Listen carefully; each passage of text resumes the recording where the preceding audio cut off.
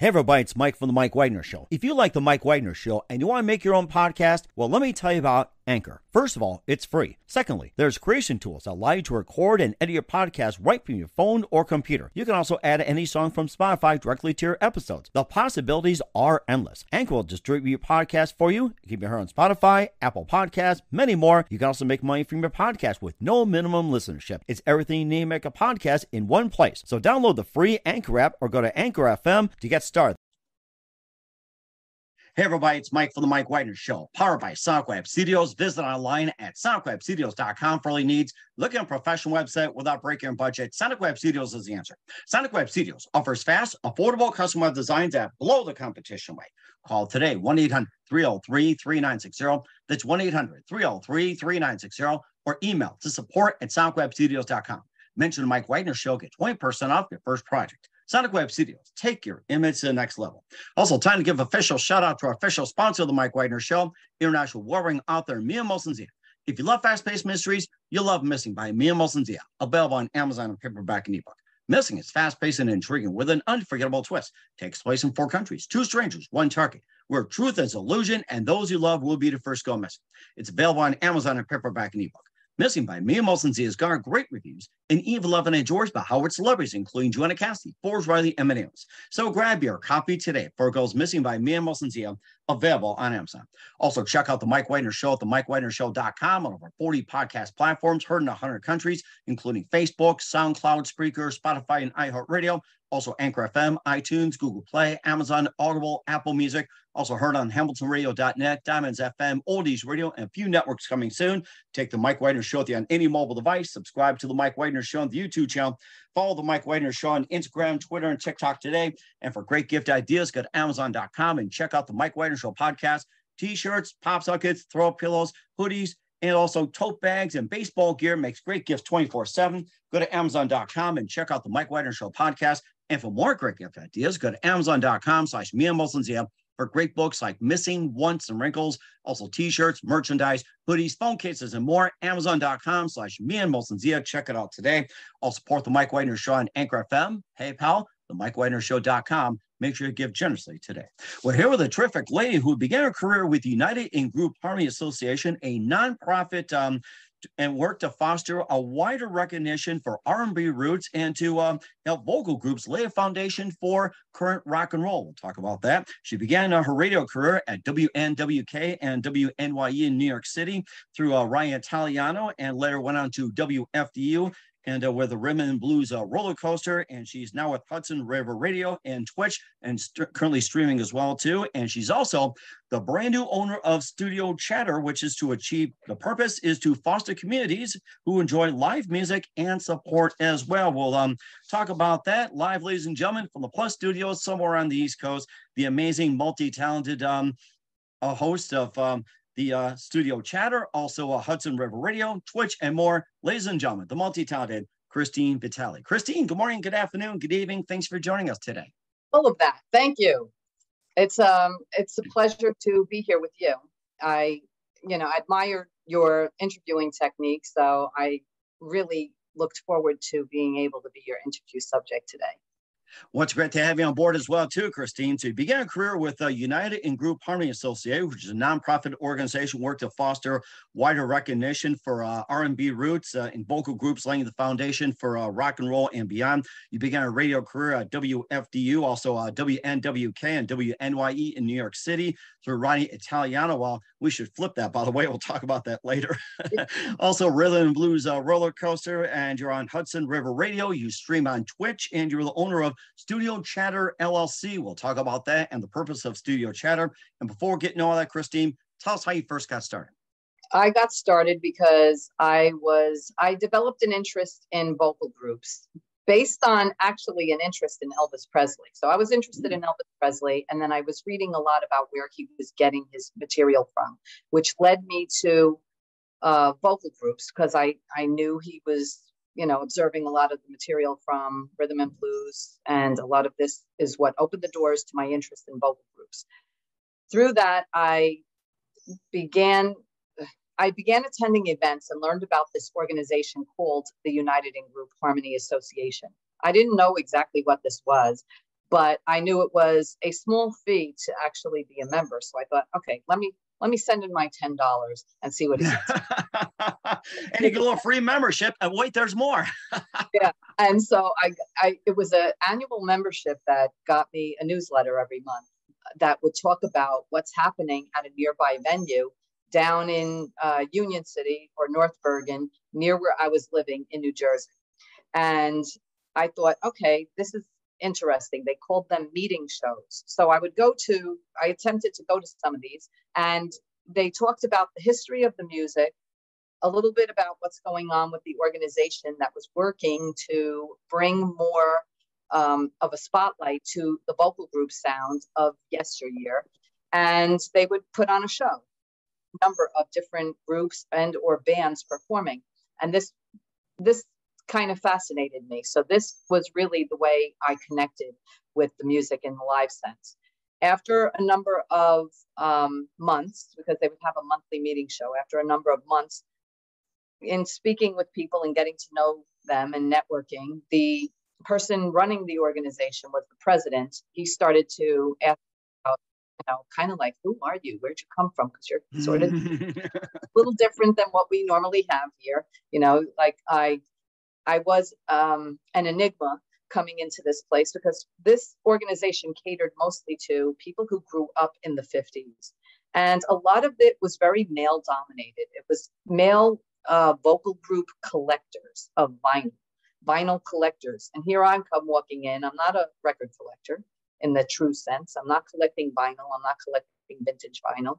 And I would come attend these meetings by myself, or meeting shows by myself, because I couldn't interest any of my friends in this. They said, what is this? What is it that you do? Where do you go? And once or twice I did drag a friend in, and they said, Christine, you like this?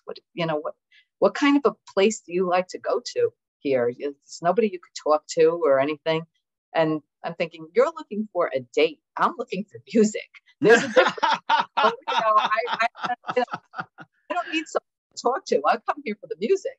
And I felt such passion to hear all of these classic groups, these names that were attached to vintage vinyl and collectors' music and group names I had never heard before. And you see, I don't want to hear music that I'm already familiar with. I want to hear music I'm not familiar with.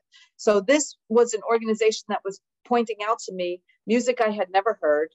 I was only familiar with the general sound, and it was an opportunity to learn a lot about this. So after a few months of attending these meeting shows, I was eventually offered a position to work for the United in Group Harmony Association in the office and to help produce these shows, these very shows that I was seeing. And with that came a responsibility of helping run a record store called Clifton Music, and among some other things, like booking some shows through a production company that was for profit. That was part of my responsibilities. I had the obligation of getting onto radio, and that was part of the job description. You're going to be my co-host on radio, I was told. So I thought, I don't really know anything about that. And I was a little more introverted and a little bit more shy back then. Not a lot, but somewhat. But I embraced the idea of getting onto radio. So my first step was WNWK in Manhattan, where I started out doing introductions and promotions of records that were being sold in the record store, Clifton Music. So a script was written out for me, and I read the script. And then I started to engage in the conversation. So not only was I doing the recorded promotional announcements and the intro and the outro, but also now engaging in the conversation once I started to learn a little bit more about the music, so I wouldn't sound, like a novice. Mm-hmm. And then I also joined in on the other radio program, which was underwritten by the United in Group Harmony Association. And that was really hardcore collectors, vocal group stuff. And that was on WNYE, run by New York City's Board of Education. So this was a great learning experience for me to connect with people in Brooklyn who ran this station and learn a little something about New York City's Board of Education, but also get a greater in-depth opportunity to learn about and speak about by being an integral part of this show called Ronnie I's R&B Party, which really was an in-depth exploration into the roots of vocal group music. So that really fostered and fueled my interest in the vocal group sound.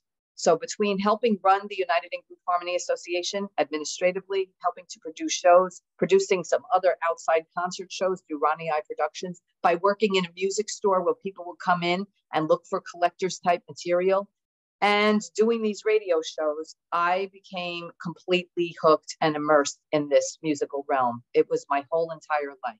And I did that for a good number of years.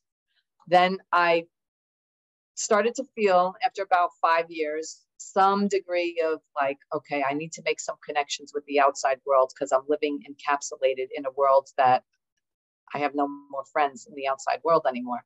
It's just me living in a bubble. So I began to become a little concerned about that. So I transitioned out of that into working in a university capacity, because I wanted to finish my education. That's something I never did. I bummed around for a good few years. It was time to finish an education. And when I came to the university, Fairleigh Dickinson University, the first thing I did was run to the university's radio station, WFDU.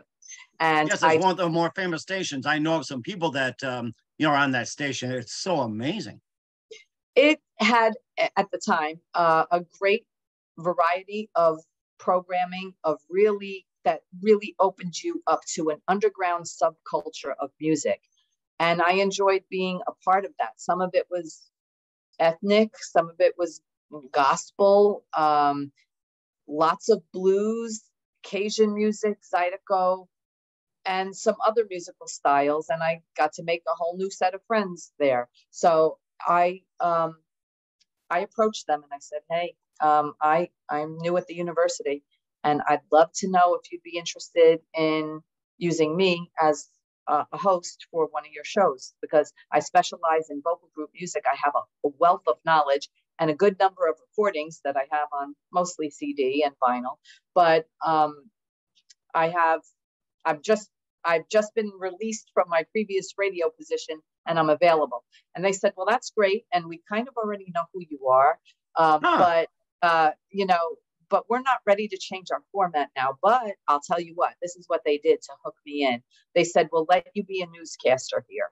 And I'm thinking, newscaster? I don't want to be a newscaster. but I know not to say no to things. Like, I know networking is key. If you want to advance and you want to get places, you got to know people. So you got to be in front of them and around them. So I said, okay, I'll be a newscaster. Show me what to do. And they showed me how to collect news, how to rewrite it, make it a little bit more exciting, and how to read it for radio.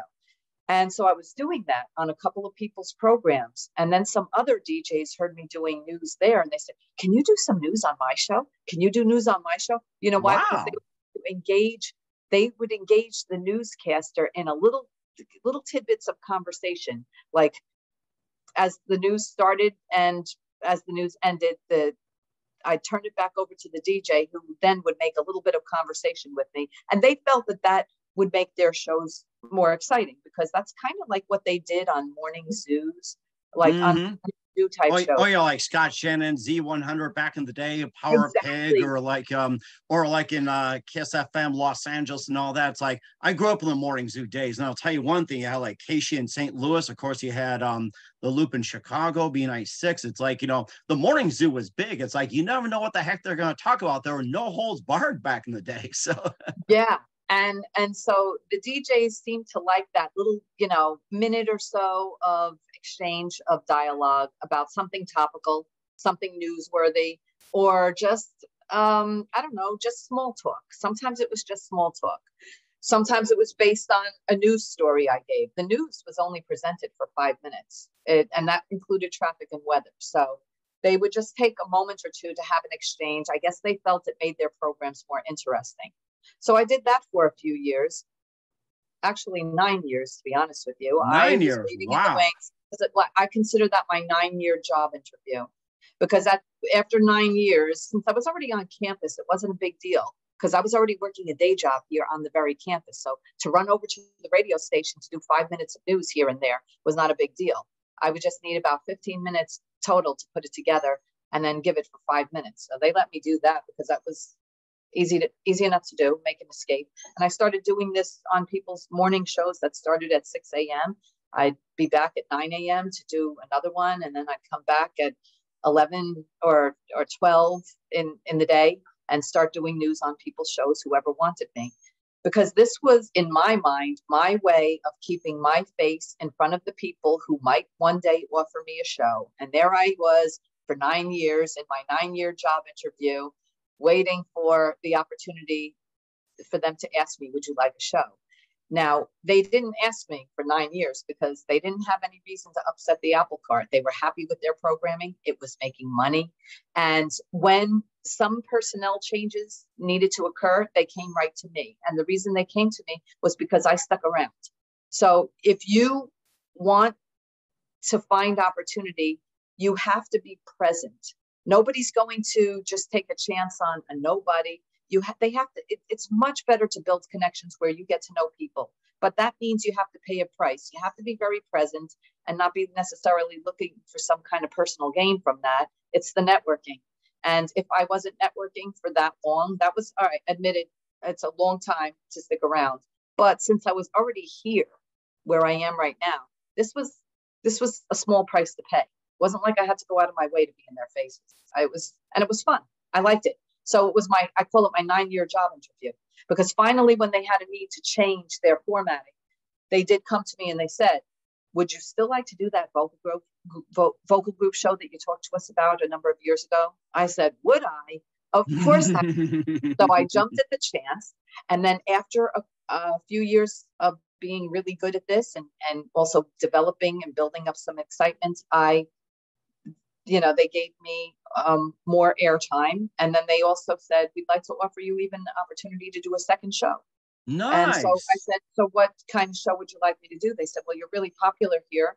What would you like? And you see, this was a great opportunity because the popularity of my show, the Arbitron, we depended on Arbitron ratings when it was just FM, but then it began to expand to we were streaming from the station itself, WFDU.FM, but then it was picked up by iHeartRadio. From there, also some Doo-Wop Taxi picked it up, and some certain other streaming platforms were picking it up. So this had the opportunity to exponentially expand my popularity, my reach. I don't want to make it sound so self-centered, just to say the reach of the music. And I developed a lot of followers, enough so people began to offer me MC gigs where I could be an MC at concerts that were related to the vocal group scene. So I could work out of it. As long as I announced that I was getting an income or that I was being compensated for a live appearance, I was allowed to say that. And that gave me a lot of more leverage with ticket giveaways and all sorts of things. And the internet was just coming of age back then. So I also was on this heavy duty campaign before they even started streaming to say, okay, I'm going to popularize my show, and this is how I'm going to do it. I'm going to be inviting guests on. I will write press releases and send them to every newspaper in the area. So I included every kind of newspaper, news journal that I can think of, and other radio shows. And this did start to help me become more popular. So anytime I had a notable guest or was doing something extra special, even a feature on a particular group, I would send out a bunch of press releases to the news through the U.S. mail or by way of fax. I remember those days. Yes, the U.S. mail, the fax, and whatever else. The fax was supposed to be as fast as you had those pagers, the beepers, and those big cell phones and everything like that. Yeah. Oh my gosh. And then it started to move more towards, the popularity of the internet as a medium for streaming became more relevant, it seems, than the FM band signal. But it doesn't matter. I mean, to me, it was like, I don't care how you're listening. It's that you're listening. You can listen by way of FM. You can listen on any number of streaming platforms at this point because we've expanded. And then I did that for many years. I did reach a point at which, when management changed, I became extremely disenchanted by the changes in management. And this is just the truth. I don't sugarcoat things. Mm-hmm. I grew from somewhat disenchanted to completely disgusted. And I decided to plan my exit. What were some of the changes made at the time? Well, the changes in management were going from somebody who had a very supportive position, who got me a bunch of swag. You were mentioning how you have your own pillow and stuff. The manager had gotten me a bunch of swag that I could sell, and the monies would go to the station. They gave me a tent, a promotional tent that I could take to places, and I got myself my own gigs where I could set up the tent, and I could be compensated for some of these things and be promoting the station. That manager loved that, so he gave me carte blanche. All right, it was nice to be treated with the red carpet treatment. But then he decided to retire, and so somebody else stepped up, and he turned it all about him. And I don't like that. It became a very narcissistic, very self-centered driven management. And also, I had gone out of my way to acquire high net worth individuals who were donating huge sums of money. And sometimes those sums of money were being matched by their employer. So that really raised my fundraising value. But after the management changed, they seemed to not care about that. So I felt, at the very least, slighted, but also used, violated. I didn't feel good about this anymore. So I began to plan my exit. And I had had enough. And I didn't like the narcissistic mentality of management. A good leader leads by encouragement and helps to develop further their staff, because what helps develop staff by way of good leadership also helps the leadership. It also helps the institution. And that's what I was looking to do. I was actually raising a lot of money for the institution that I was working for, not only by virtue of a day position, but also for their radio station. I thought that was becoming very hard to do. I was producing concerts. I created Studio Chatter Enterprises so that I can produce concerts, sell tickets, because I was popular now. I could sell tickets and use a lot of this, what revenue that was raised, to turn over to the university. And yes, I did keep some of it for myself because I earned it. I worked for it. The former management accepted and appreciated that. The new management didn't understand this whatsoever. They were all about themselves. And they were beginning to change the format to something that they were calling retro something. And I didn't want to be a part of that because it would then change what I was playing. And what I was playing, spinning, was working. I see. So the retro, you're talking like, back like 60s, 70s, and 80s. Did that tie into what you're doing with the vocal group, the doo-wop groups that went, deeper than the Elvis Presley back in the day or so? Well, my vocal group show was hardcore, in-depth music that was vocal groups from, like, it might even be as early as the 30s. Sometimes I dipped into the 30s, but the 40s, 50s, and 60s primarily. And then sometimes some of the recordings that some groups were making that were more contemporary, but in the tradition of that classic vocal group sound. So I was playing that for the group, what I called the group Harmony Alley. And I changed it to Christine Vitale's group Harmony Alley, because my plan was, when I leave, I'm taking this show with me. This name comes with me. You don't get to keep the name. And I had added another show called the Rhythm, Rock, and Blues Roller Coaster, which I then changed to Christine Vitale's Rhythm, Rock, and Blues Roller Coaster, because upon my exit, I said, I'm taking this with me too.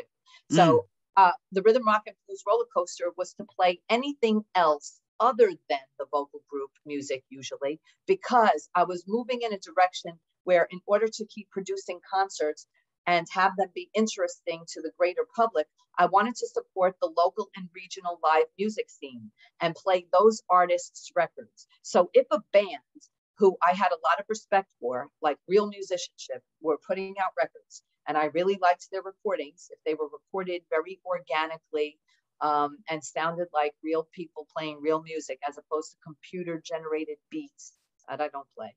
But like, if, people, I wanted musicians to have their music played, and I gave them that forum. And then I wanted them to have a forum to perform. So the way it would go in theory is, musicians and bands would contact me, send me their music. If I liked it, I had to like it. I would play it. If I played it and it became popular, then I'd book that band into a concert that might have multiple groups and use this as a fundraising platform for the station for which I was working. And then be turned over to the greater institution of the university. That's rather interesting as well, too. And we'll talk more about Studio Chatter and some of the in-depth groups like 30s, 40s, and 50s and more as well, too. But first, listen to the Mike Wagner Show at themikewagnershow.com, powered by Sonic Web Studios. Visit online at sonicwebstudios.com for all your needs. Look at a professional website without breaking your budget. Sonic Web Studios is the answer. Sonic Web Studios offers fast, affordable custom web designs at below the competition rate. Call today, 1-800-303-3960. That's 1-800-303-3960, or email to support@sonicwebstudios.com. Mention the Mike Wagner Show, get 20% off your first project. Sonic Web Studios, take your image to the next level. Also, time to give official shout out to our official sponsor of the Mike Wagner Show, international warring author Mia Molson-Zia. If you love fast-paced mysteries, you'll love Missing by Mia Molson-Zia, available on Amazon in paperback and ebook.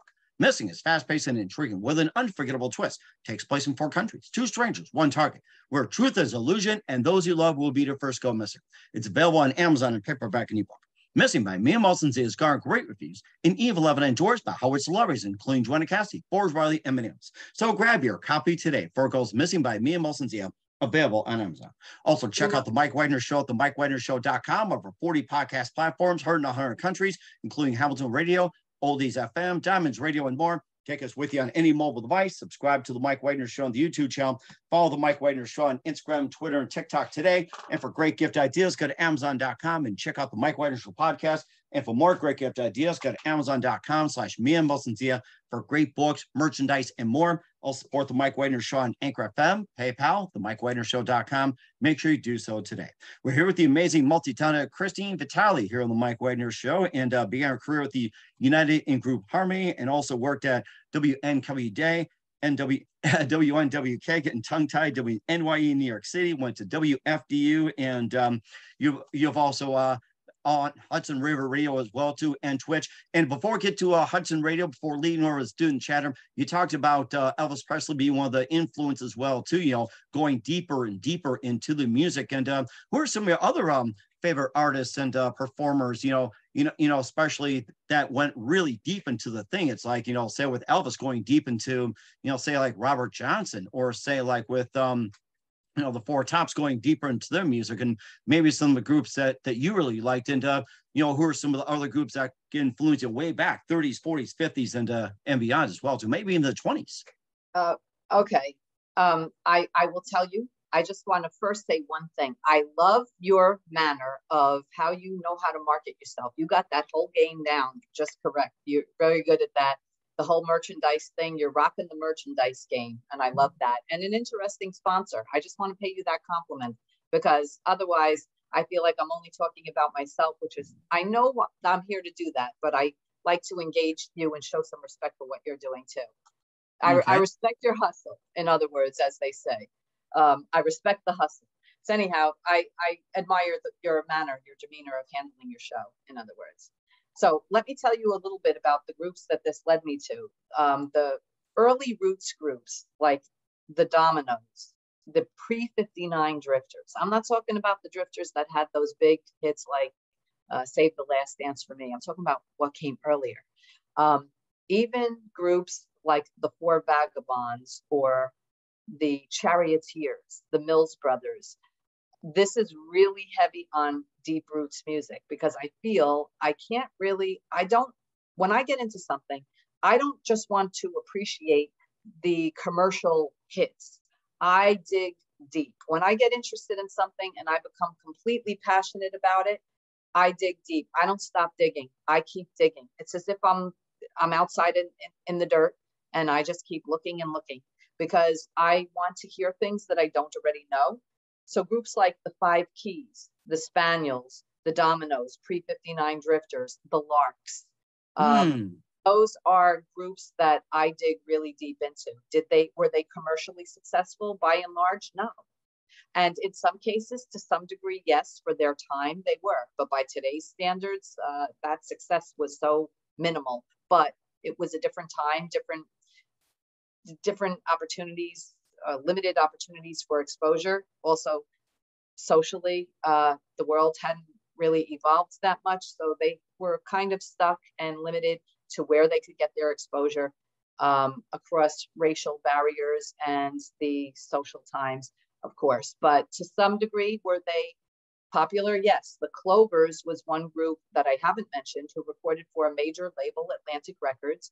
The Clovers was one of the groups, along with the Cardinals and also the Pre-59 Drifters, that turned Atlantic Records into a rhythm and blues giant. A lot of people think, oh, Atlantic Records, Led Zeppelin put them on the map. Led Zeppelin, that was years later. The Clovers were doing this in the early 50s. They were signed to Atlantic Records. They had 30 top 10 hits on the rhythm and blues charts.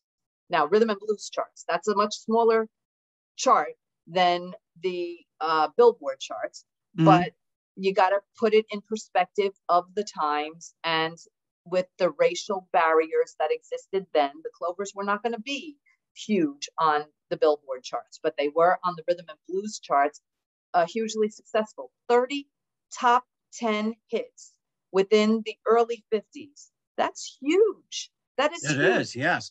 Discover something like that, and I learned that. I say, this is a group I need to be listening to. They recorded for many years. They made many prolific recordings. Their talent was exceptional. And the more I learn stuff like this, the more I say, show me more of what I don't already know. Like, what else can I find to dig? My enthusiasm is so profound that I just want to keep digging deeper and deeper. So now I know a lot of the stuff. I don't know everything, but let's just say I know all the main groups and their material. And I want to share that with people. I want to continue doing that. That's why I did it for many years on the FM station. That's also why I took it to a place called Area 24 Radio, where I lasted a few years until they couldn't sustain their operation. They threw in the towel during the pandemic. They said it was too much. And upon my departure of Area 24 Radio, I was offered the opportunity to go on to Hudson River Radio. Yes, that's a really good one too. Love to talk about that. And you know, I love the fact that it's called Hudson River Radio. I mean, the area where I live, the Hudson River is such a part of our history, dating back to the Revolutionary War and probably even before. But let's just say, as far as written history goes, you know, George Washington spent a lot of time on the Hudson and around here and slept in many houses. And I love being in this part of the country. And this is located up in historic Stony Point. The Hudson River is what divides New Jersey from New York City, and also New York State from New York City as well. So Hudson River Radio, the station is right there on the Hudson, and the Hudson River, the historic Hudson River. I love the name Hudson River Radio. That sounds fascinating. I only wish it was located by the George Washington Bridge instead of up close to the Tappan Zee Bridge. It's a little out of the way. But yeah, it's still in historic Stony Point. And they welcomed me there, and they didn't seem to care they didn't dictate anything about what my format would be. They said, what do you have? What can you do? What do you specialize in? What do you know? And they wanted to meet me to make sure I was quasi-normal, like not a kooky person, that was mature enough to have a decent mic presence and also know something about my subject. Know that you have to show up, and you have to show up on time. I'm not. Which you do very well. I'm not perfect with it, but I'm mostly good with it. And that I'm reliable. And I'm to, you know, be taken seriously. They had to make sure I was normal and not like some flaky person. And I understand my responsibility. I understand protocol. I respect authority. I like to follow rules. So my attitude is, I'm happy to be here. Show me the ropes. Tell me the do's and don'ts. Tell me what you like. Tell me what you don't like. Tell me what the standard operating procedures are. And my role is to fit into their organization, not make them fit mine. This is not about me as much as it is about them. And it's fulfilling a purpose, I feel, that spreads this music to a larger audience. And then I asked, can I also do this other show called the Rhythm, Rock, and Blues Roller Coaster? And they said, well, what's that about? And I said, okay, it's about more contemporary artists who are maybe playing blues or rock-based blues or blues-based rock, rather. It could be any artist whose music I like. It could be jazz influences. It could be anything. Artists send me their music and they say, can you please play it for me? I'll play it if I like it, because I believe that artists who are putting out good music should have a forum for their music to be heard. And they seem to enjoy sending it to me, and I enjoy playing it. And if they're regionally located where I could use them for my booking company, Studio Chatter Enterprises, which is a booking agency, a music booking and promotional agency, and also sometimes a concert production agency. I play the music. If I play the music, then hopefully that helps to popularize the artist. If I put the artist on my bill and I'm promoting them or I'm booking them into some place, it helps sell the tickets to the events because the music has been somewhat popularized. Now, this doesn't work like magic. I'm not the biggest, most important person in the whole wide world playing their music, but hey, it does have some influence, and I'm doing what I can because I do find great value and tremendous rewards, spiritually gratifying to me to be serving a purpose in this world that I think is much bigger than myself. And I'm very proud of that. I don't think I'm the biggest, most important person in the whole wide world. I certainly don't think it's the world according to Christine, but I do feel I was put on this earth to serve a purpose that feels important and right and valuable and that many people can benefit from. And that is the value of the music, establishing and furthering a music culture and an appreciation of the depths of music culture historically and what's going out there, what's going on presently with bands that that support the live music scene, and so that venues that book these bands can have a business where they can have live music. And because I also believe in community, and in a community, a given community, like a downtown community, I want venues and places to go to hear live music. My vision is one where we can have downtown local communities, just like they used to have in New York City or down in even New Orleans, or like plenty of park like Central Park, or say like in Chicago, Grant Park, and some other places as well too. It's like I have like little fests in Central Park, a little bit here, a little bit there, and everything like that.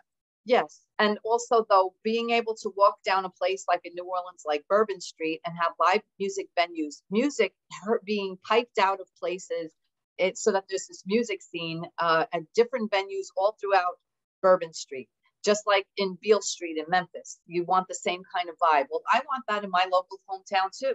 And I'm not saying that we've established that, but whatever I could do to help support the live music venues that do exist in our local hometown venue, that's my wish. It helps the artists, it helps the music, it helps the local town venues, because here's another thing. I have a vision for community. This starts to branch out a little bit. When you live in a town, it's not enough to live in a zip code and occupy an address. You should be part of a community.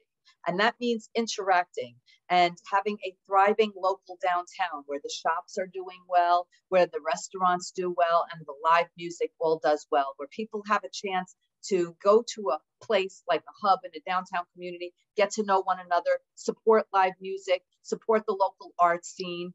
That's my bigger vision. And I also like this idea because it makes zip codes turn into neighborhoods. You develop neighbors. It's not enough to live at an address in a zip code. Don't you want to live in a community? Don't you want neighbors? Don't you want neighbors who you know and could say hello to, and who you could run into in the downtown local scene? So the main thoroughfare that runs through town, I love it to be bustling with the sounds of live music, with shops that are successful, with restaurants that are successful, and because it feels good.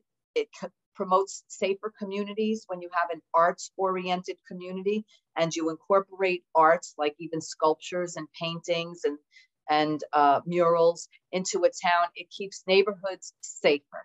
So that's another.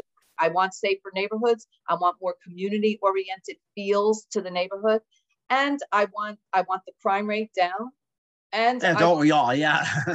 And I want my property taxes to be a little bit more reasonable. And if my downtown is successful, it takes those commercial rateables, take a lot of the pressure off the property owner. So that's part of why I want to foster community in every way. So one thing leads to another with me. That's rather understandable too. And I was going to ask you as well too. You talk about having these groups you had on your shows. You had them like in concerts. You promote and everything. Who are some most popular groups you've had on? It's like you brought back so many times and all that. And who are some most interesting groups that you had on? Or maybe you can just share like a rather bizarre story. So it's like what one group did, or maybe something you could just share and said, what the heck happened with that? So maybe it's some more interesting groups that you had on the show. What was basically unique about what's separated from the others too? Well, what I focus on with my more contemporary artists are those developing artists, those artists that don't have iconic, legendary, or international names. So I'm not posting major groups, but I find artists, bands who are really interesting, that have interesting names, personalities, and put out music that I find really fascinating. So there's a group called the Slambovian Circus of Dreams. If you look at their pictures, it looks very trippy. But if you go to their shows, the music is so diverse, and it's rock and roll. It's rock. Sometimes you think you're hearing sounds of Pink Floyd. Other times you're hearing sounds of what almost sounds like punk rock coming out of this one group who has a very almost storybook-like image. And to show you more, they come from a place called Tarrytown. And I don't know if you know anything about Tarrytown, New York, or that was the home of Washington Irving, which was America's first great writer, like first biggest writer, Washington Irving, who gave us the story of the Legend of Sleepy Hollow and Rip Van Winkle. And they come from a very storybook place. If you ever travel to Tarrytown, you feel like you're in a fantasy world. It has a very storybook image. And even the Tarrytown Theater, when you walk into the Tarrytown Theater, you feel like you've entered a children's storybook when you look around at the walls and the decor. It's almost surreal. It's almost Alice in Wonderland. Wow. And so this band, the Slambovian Circus of Dreams, their trippy name that sounds very much like Alice in Wonderland. Or like Cheshire the Cat or the Mad Hatter and everything like that. So going down the rabbit hole. I remember that. Yes. Yes. They are very much like that. So that's one band. Now they're very regional. They come from Tarrytown. They play mostly around New York State. Sometimes they come to certain pockets within New Jersey. But right now they're touring the UK. So even some of these local or regional bands do get opportunities to go to the UK, but right now things are so expensive. I'm actually worried for them that they're going to come back broke because of the cost of travel. And they did mention this at one of their shows, like with how much money it's going to cost us to get to Europe this time. We're not so sure this is a safe bet for us financially, but we're already committed to doing it, and we're going to do it. So Slambovian Circus of Dreams, another group, Brother Josephus and the Love Revolution. That's interesting.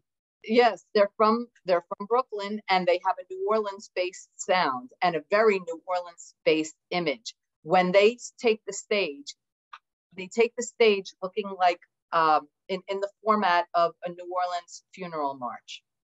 So and playing their instruments, just like if you see a funeral going through New Orleans, it's like how Brother Josephus starts off their show, Brother Josephus and the Love Revolution. So you see, that's two examples. You tuned into my show yesterday, right? Or recently? Yes, we did. I think, was it last night, a couple of nights ago, somewhere around there? I think I've lost track. Thanks to the internet. I lose track of the time too. Sorry about that. I'm not good with dates. But recently, and I booked this band a lot too, the Slippery Chickens. I had a guest from the Slippery Chickens join my show, and the Slippery Chickens, the name sounds a little naughty. It is kind of got that innuendo, but they're kind of runchy, a little obnoxious in a nice way, and people love them. You go see them, you get a big smile on your face. They're kind of like vintage rock and roll, almost a little rockabilly, kind of bluesy, but it's almost all songs that they wrote themselves. Not all of it. There's a few covers thrown in here, like they do Susie Q. They do, they do a few known songs, but the bulk of their material is self-penned. They put out several albums. So I want to support a band like that. Bands that have a somewhat original sound, that are doing exciting things, that take a lot of pride in what they do. They play their own musical instruments. They're not just programming stuff on a computer, okay? And they're not auto-tuning their vocals. This is that's a big pain. Auto-tune, I hate that. Yeah, it sounds so fake. It sounds synthetic. I like organic music performed by real musicians who who like to play their own instruments, who are good at what they do. They write songs, better yet. And so I like to support the local live music scene. I want it to be thriving. And so I look for bands who are doing interesting things. I want to do them a solid by playing their music. And I want to help the live music scene. I want to help them get people at their gigs. And if I'm the one booking the gigs through Studio Chatter Enterprises, well, then that's another thing. So, so we don't forget, I don't know if you were going to lead into this, but I started up my own Twitch channel. I call it Studio Chatter because I figure you could make money being on Twitch. If I'm making any money that comes through Twitch, and Twitch is going to be generating a check every time you reach a threshold of a certain dollar amount, they deposit a check into my bank account. I don't have the most popular stream. I'm not raking in tons of money. I see other people who do, though. Boy, is it lucrative for some people. I can tell. I can just tell by people throwing money at them. Anyhow, every so often Twitch will make a payout and deposit it into my account. I call it Studio Chatter because that's my business. I wanted to go right into the business account. So I call it Studio Chatter. And I noticed that name confused a lot of people. They said, Studio Chatter, what's that? Studio Chatter, you know something? I think that's really something important as well, too. We'll talk a bit about that, what's coming up for Christine Vitale and Studio Chatter and more. Listen to The Mike Wagner Show at themikewagnershow.com, powered by Sonic Web Studios. Visit online at sonicwebstudios.com for all your needs. Also brought to you by official sponsor of The Mike Wagner Show, international warring author Mia Molson's The Missing, available on Amazon and paperback and ebook. We'll be back with the amazing, multi-talented Christine Vitale of Hudson River Radio, Twitch, and more in Studio Chatter after this time. We're back with the amazing, multi-talented Christine Vitale here on the Mike Wagner Show, and we cover a lot of ground about her amazing career going to United Group Harmony Association and leapfrogging over into Hudson River Radio, Twitch, and Studio Chatter, and a bit more about Studio Chatter. Where can we find Studio Chatter, and where can we find you on Hudson River Radio? Most importantly, where can we locate you, and how can we tune you in? Okay. I'm physically, geographically located in the North Jersey area, almost close to the New York State border on the New Jersey side of the Hudson. That's where I physically am. So when I book shows with my booking agency, Studio Chatter Enterprises, the shows are in this vicinity, in New Jersey, sometimes in New York. And that's where the hub is of my existence. I'm on Hudson River Radio with my shows starting at 6 p.m. Eastern with the group Harmony Alley, which is all vintage vocal groups, 6 p.m. Eastern to 8 p.m. Eastern. And then 8 p.m. to 9 p.m., I switch to the Rhythm, Rock, and Blues Roller Coaster, which is the format that promotes the local bands that I would be booking. You could catch the podcast on HudsonRiverRadio.com. But the station has started video streaming on Twitch now, so twitch.tv/Hudson River Radio. At the same time, I have my own Twitch channel that I simply call Studio Chatter, since that's the name of my business. So it's twitch.tv/Studio Chatter. Same great music that I would play on Hudson River Radio, only I call it Christine Vitale's vocal groups and other music for undeniable gratification. Oh, that's very interesting. I seem to like that. And if there's upcoming artists out there that want to get on, and how do they reach you or submit the music or consideration? You can try listening to me. You can contact me on Facebook, for one thing, under the name of Christine Vitale. I also have a Studio Chatter page on Facebook, but right now, Facebook locked that page up on me. I don't know why. I can't access it. I need help. Nobody's been able to help me. I need help. So contact me personally. Mark Zuckerberg, please help. Yes, help, because I don't understand why I get locked out of my own groups. I didn't do anything bad. It's not like they told me, you violated our community standards. They just say, no, you got to complete these steps. And I try to complete the steps, and it says something has gone wrong. Try again. And I never get past that stage. So I really need somebody to help me. Nobody ever has yet. But anyhow, I do have a website. And the website, I even struggle to keep up to date. So I will tell you what it is. It's studiochatter.com, but I don't advise you to go there and expect to find something up to date, because I'm really behind on that. So, but, my will is to get it up and running. I don't do this full time. I still have to hold down a day job. I own a home. That's a lot of work. And, I'm doing a lot of things by booking bands and spending a lot of time on Hudson River Radio, doing a lot of internet based maintenance stuff and staying up to date with social media platforms and my own website, sometimes I lag on that because I look at, in the scheme of things, that's probably the least important thing. But people can also email me. They could email me at studiochatterllc@gmail.com. That, of all of my gazillion email addresses I've accumulated now and don't know what to do with all this stuff, that's probably the most definitive way to get to me. Studio Chatter LLC. It's a limited liability company. Studio Chatter LLC@gmail.com is probably, for the moment at least, the best way to reach me. We will certainly do so. And once again, Christine Vitale here on the Mike Wagner Show, owner of Studio Chatter LLC, also on Hudson River Radio and also Twitch and more. What else can we expect from you in 2022 and beyond, Christine? I want, well, I'm hoping that I can build some greater connections for booking. I used to book in townships, municipalities, form relationships with municipalities because I'm very community oriented. And I want to form more bonds with municipalities who run summer concerts series and have those bookings again, because like I did before the pandemic, I'd like to reestablish some of those connections. It takes a lot of time and work, and I have to be present. It's networking, so you got to be present. People don't just say, "Oh yeah, I don't know you from Adam, but sure, I'll form a relationship with you where I'm going to lock you into contracts and be able to trust you." That doesn't happen that way. So I want to form more municipal arrangements where summer concert bookings that are held outdoors can be part of what Studio Chatter once again becomes involved in, and also meeting with groups, organizations within different townships. So I want more township, local, municipal gigs and opportunities to get some of these bands who are very worthy into some of these municipal arenas, into summer concert series. And that's what I'm working toward. Okay. And if I could expand my radio reach into a broader array of networks, then I'm happy to do that. As long as I know what's required of me, I need to be taught. Once I understand the technical how-to parts and I understand the protocol, my wish is to follow what serves the needs of an organization, because it's not just about me.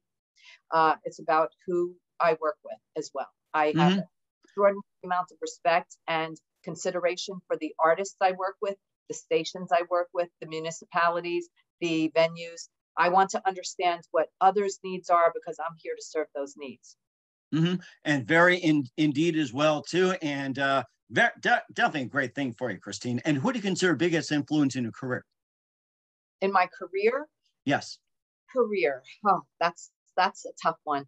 One of my biggest influences was Ronnie Italiano. He did definitely do a lot of groundbreaking teaching to me on how to run concerts, how to have a good mic presence on the radio, how not to have awkward gaps and dead air and sound like you're fumbling. I'm not saying I do all of these things perfectly all the time, but I have the understanding of how to deliver with a strong mic presence and also how to run concerts in a very tight way, production-wise, customer service-wise. I always try to make other people feel that they are more important than I am myself. And in thinking this way, Ronnie Italiano was a huge influence. And some of my associates that I developed at the FM station, like my good friend, Tony Smith, who was also on Twitch, he has taught me so much. And even though the world doesn't necessarily know who Tony Smith is, a fair number of people seem to know who he is more than they know who I am. And I got to give credit where credit's due. So is it a major name that everybody knows? No. But Tony Smith, and it sounds so generic, TonySmith.com is how you find him, and you can find him on Twitch as well. He's got quite a variety of shows there. So I'm giving credit where credit's due. It's not necessarily this grandiose marquee name that the whole world's going to know, but my influences, just like my thoughts, are, I think, very locally. I try to act globally. I try to be very community centered and very altruistic in my vocation. To me, it's very important to do work that is meaningful and to serve a purpose that is greater than myself. And I try to do it passionately with what I love and what's important to me in this world. I don't just try to do something to make money. I do things that have to be meaningful to me And I feel if I do things that are meaningful, the money will be there. You don't chase the money, you chase the passion, and you figure out how to develop that passion into something that you can thrive from and live. And that's a really good advice too. I like that, Christine. And what's the best advice you can give to anybody at this point?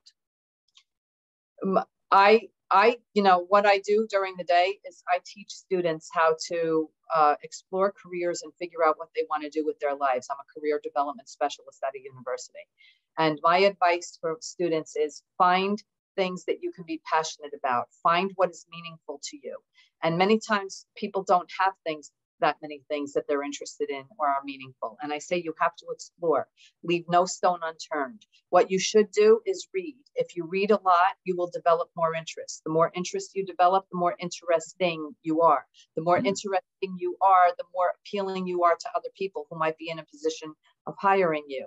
But more important than trying to be interesting is to be interested in what they're doing, so that if somebody wants to hire you for a position, make sure you're serving their needs. And again, that ties back to just my frame of mind, my way of thinking, my philosophy.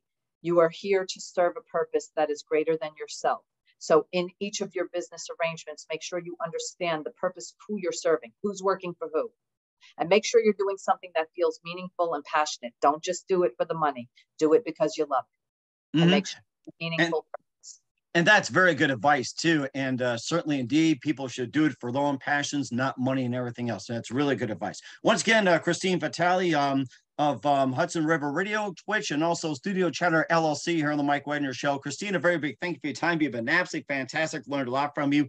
Looking forward to having you again soon. Make sure you keep us up to date. Keep in touch. Love to have you back. We wish you all the best. Once again, tell us about your upcoming projects. What's your website? How do people contact you? Where can people check out your streams, check out your shows, and check out your services? My upcoming projects might have dates attached to them. I don't know if that's okay with you. Okay. But I've got the Slippery Chickens performing this Friday, August 5th, from 6 p.m. to 9 p.m. over at Tommy Fox's Public House, which is a local Irish pub atmosphere venue in Bergenfield, New Jersey. 6 p.m. to 9 p.m. The Slippery Chickens, they were recently my guests because, well, I love the Slippery Chickens. And they're slippery. That's right. They don't act chicken. It is quite an experience to witness the Slippery Chickens. So there's no charge. Come on out if you're in the North Jersey area. It's Tommy Fox's Public House, Bergenfield, New Jersey. And it's a 6 p.m. show, 6 p.m. to 9 p.m. So if at 9 p.m. you got plenty of evening ahead of you, you can go check out another band someplace else. Because I love checking out live music. I'm all about live music, really, when it comes down to it, how the live music can support many initiatives that I serve. So that's the main thing. Other than that, I am on Twitch as soon as possible, as many days as possible. I might try to jump on there tonight. I'm on Hudson River Radio every Sunday. And I hope to just keep building new relationships for Studio Chatter, and also maybe more expand my reach on radio or streaming outlets. Okay, we'll certainly check you out. Once again, Christine, a very big thank you for your time. You've been absolutely fantastic. Looking forward to having soon. Make sure you keep us up to date. Keep in touch. Love to have you back. We wish you all the best, and you definitely have a great future ahead of you. Thank you. Take care now.